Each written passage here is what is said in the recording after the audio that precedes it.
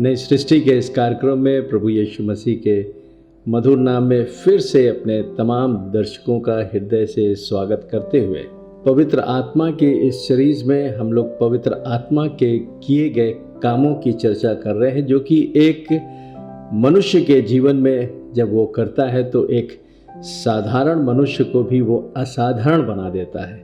कुरिन्थियों की पत्री में लिखा है कि जो स्वाभाविक मनुष्य है वो आत्मिक मनुष्य में बदल जाता है, और ये बदलाव मनुष्य अपनी ताकत और अपनी समझ से नहीं कर सकता।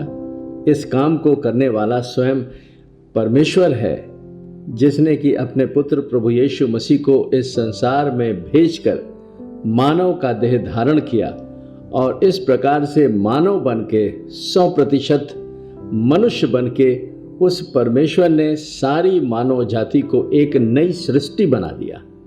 ये एक वास्तविक सत्य है जो हर एक को मालूम होना चाहिए। जिस भी मनुष्य को इस सच्चाई का पता चल जाता है और इस सत्य को जब वो मान लेता है, तो परमेश्वर उन सारे असंभव को मुक्ति से जो संबंधित है उसके लिए संभव बना देता है, जिसे हमने कहा कि वो स्वाभाविक या नेचुरल मैन को स्पिरिचुअल में बदल देता है। और ये बदलाव जो है वो प्रभु यीशु मसीह के वचन के द्वारा होता है। ये वो वचन है जो प्रभु यीशु मसीह के क्रूस से जुड़ी हुई घटनाओं का है, और यही वचन रूपी बीज जब एक मनुष्य अपनी आत्मा में रिसीव करता है उस वचन पर प्रतीति करने के द्वारा, तो परमेश्वर का पवित्र आत्मा का कार्य वहीं से शुरू हो जाता है। ये परमेश्वर का ही आत्मा है जो उस मनुष्य को परमेश्वर के वचन की सत्यता को ग्रहण करने के लिए मनुष्य की आत्मा को कायल करता है, कन्विक्ट करता है। और जो भी मनुष्य अपने हृदय के इस कन्विक्शन के साथ परमेश्वर के वचन को अपनी आत्मा में ग्रहण करता है, तो पवित्र आत्मा का काम वहां से इस प्रकार शुरू होता है कि पवित्र आत्मा उस मनुष्य की आत्मा को एक नया जन्म दे देता है, और इस जन्म के द्वारा वो उसे एक नई सृष्टि बना देता है। और ये सृष्टि मनुष्य के शरीर की नहीं, उसके प्राण की नहीं, लेकिन मनुष्य की आत्मा की होती है। और इसी सत्य को संत पौलुस ने दूसरे कुरिन्थियों उसके 5वें अध्याय के 17 पद में कहा कि जो मसीह में है वो एक नई सृष्टि है। नई सृष्टि का मतलब a man became brand new. मनुष्य की आत्मा का पूरे तरीके से सृष्टि हो जाना होता है, and he becomes a new creature. ये तो एक हकीकत है। लेकिन जब एक विश्वासी जो प्रभु यीशु मसीह में नया बन जाता है, इस परमेश्वर के वचन को बार बार मनन करता है, ध्यान देता है, उसे अंगीकार करता है, तो ये आत्मिक सच्चाई उसके जीवन के लिए एक वास्तविक बन जाती है। A person's mind has to be renewed with the word of God। और इसीलिए इस कार्यक्रम में एक ही बात को हम कई बार बोलते हैं, जिससे कि हमारे अपने जीवन में और सुनने वालों के जीवन में ये नई सृष्टि की जो रियलिटी है वो एक इसकी सत्यता हमारे जीवन के लिए वास्तविकता बन जाए। The reality of a new creation. पवित्र आत्मा के इस सीरीज में हम लोग अलग अलग भागों में खास कर ये देख रहे हैं कि किस प्रकार से परमेश्वर का आत्मा हमारी आत्मा को नया बनाता है। और आज हम लोग इस नए जन्म से संबंधित आत्मिक सच्चाई को और भी गहराई से देखेंगे कि जब हम इस बात को करते हैं कि हम नई सृष्टि बन गए हैं, इसका ये मतलब है कि हमारा नया जन्म हो गया है। बहुत से मसीही विश्वासियों का ऐसा सोचना होता है कि शायद ये बॉर्न अगेन कोई डिनोमिनेशन है, लेकिन बॉर्न अगेन या नया जन्म पाना ही एक मसीहत को दिखाता है। यदि किसी ने अपनी आत्मा का नया जन्म नहीं पाया है तो वो मसीही भी नहीं है।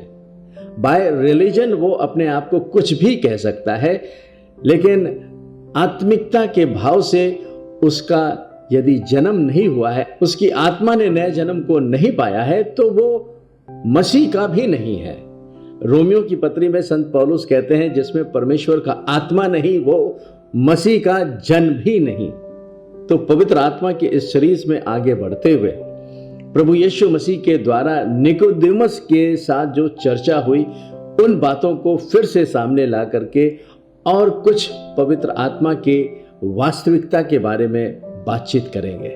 यूहन्ना रचित सुसमाचार उसके 3 अध्याय के पहले 3 पदों को हम पढ़ के देखेंगे, जहां इस प्रकार लिखा हुआ है, और इन वचनों को हम लोग इंडियन रिवाइज्ड वर्जन में से पढ़ रहे हैं। यहां लिखा हुआ है, फरीसियों में से निकोदेमस नाम का एक मनुष्य था जो यहूदियों का सरदार था। उसने रात को यीशु के पास आकर उससे कहा, हे रब्बी, हम जानते हैं कि तू परमेश्वर की ओर से गुरु होकर आया है, क्योंकि कोई इन चिन्हों को जो तू दिखाता है, यदि परमेश्वर उसके साथ ना हो तो नहीं दिखा सकता। इस पर यीशु ने उसको उत्तर दिया, मैं तुझसे सच सच कहता हूं, यदि कोई नए सिरे से ना जन्मे तो परमेश्वर का राज्य देख नहीं सकता। और ये तो निकोदेमस के लिए एक बहुत ही शॉकिंग न्यूज होगी। उसने कभी ऐसी बात सुनी ही नहीं होगी। जैसा कि आज भी मंडली के बाहर लोग ऐसी बातों को नहीं सुन पाते। वो उनका सोचना है कि जब वो इस शरीर को छोड़ देंगे तो अगले संसार में या अगले एजेस में, युग में जा करके वो अपनी आत्मा की मुक्ति को पा लेंगे। लेकिन यीशु मसीह का जवाब तो बहुत ही क्लियर था और बहुत ही खरा था। उसके वचन सीधे हैं, जो टेढ़े मेढ़े मार्गों को सीधा कर देते हैं। और यही 3 पद में प्रभु यीशु मसीह ने निकोदेमस से कहा, यदि कोई नए सिरे से ना जन्म ले तो वो परमेश्वर के राज्य को देख नहीं सकता, यानी कि वो देख ही नहीं सकता। परमेश्वर का राज्य स्वर्ग का है। उसी स्वर्ग की राज्य की स्थापना प्रभु यीशु मसीह इस संसार में करने के लिए आए थे। वो इस संसार में किसी इस संसार के राज्य की स्थापना करने नहीं आए थे, ना किसी धर्म ना किसी जाति की स्थापना करने आए थे। प्रभु यीशु मसीह का जो एकमात्र उद्देश्य था कि जो राज्य, जो किंगडम उसके स्वर्ग की है, वो राज्य जो शांति और न्याय का राज्य है, उस राज्य का विस्तार वो इस पृथ्वी पर कर दें। जिस राज्य की स्थापना उन्होंने बागे अदन में की थी, जहां पर आदम ने इस राज्य को खो दिया और उनकी वजह से सारी मानव जाति ने परमेश्वर के राज्य से हाथ धो दिया और इस पृथ्वी पर मानव जाति के ऊपर अंधकार का राज्य हो गया। और अंधकार का ईश्वर जो है वो शैतान है। जैसा 2 कुरिन्थियों उसके 4 अध्याय के 4 पद में संत पौलुस कहते हैं कि इस संसार के ईश्वर ने अविश्वासियों की आंखों को अंधा कर दिया है। उनके माइंड के ऊपर एक पर्दा डाल दिया है कि वो परमेश्वर के सत्य को देख ना पाए, ना समझ पाए। और इसी अज्ञानता को दूर करने के लिए परमेश्वर स्वयं मनुष्य बन के मनुष्य जाति को छुड़ाने के लिए आए थे।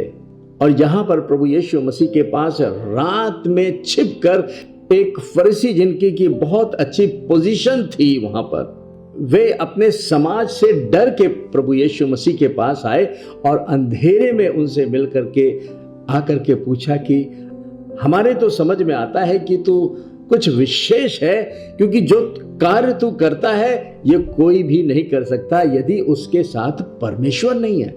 आखिर वो कार्य क्या थे?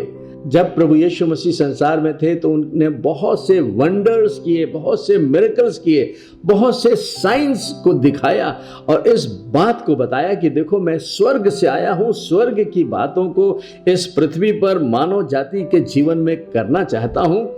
और जो सबसे बड़ा महत्वपूर्ण काम यह है कि मनुष्य जिसके लिए यत्न कर रहा है मुक्ति पाने के लिए, उस कार्य को मैं क्रूस के द्वारा एक बार में पूरा कर दूंगा और जो भी इस सत्य पर विश्वास करेगा वो मुक्ति पा जाएगा। और निकोदेमस इस बात से बहुत ही अचंभित हुए और तब वे प्रभु यीशु मसीह के पास आकर के 2 पद में बोलते हैं, हे रब्बी, हम जानते हैं कि तू परमेश्वर की ओर से गुरु होकर आया है, क्योंकि कोई इन चिन्हों को जो तू दिखाता है, यदि परमेश्वर उसके साथ नहीं है तो वो नहीं दिखा सकता। और यहां पर प्रभु यीशु मसीह उसके अंतर आत्मा की प्यास को देख रहे थे। कि इसे तो अनंत जीवन की भूख है, जिस अनंत जीवन को लेकर के वो स्वर्ग से आए। पिता ने अपने पुत्र प्रभु यीशु मसीह को ऑथराइज करके, अधिकृत करके इस पृथ्वी पर भेजा कि जो भी प्रभु यीशु मसीह पर विश्वास करे वो अनंत जीवन पाए। और अनंत जीवन क्या है? और अनंत जीवन यह है कि हम उस अद्वैत परमेश्वर को जिसे किसी ने नहीं देखा, लेकिन इस अद्वैत परमेश्वर को उसके पुत्र प्रभु यीशु मसीह ने प्रकट कर दिया, क्योंकि परमेश्वर की सारी परिपूर्णता यीशु मसीह में सदैव वास करती है।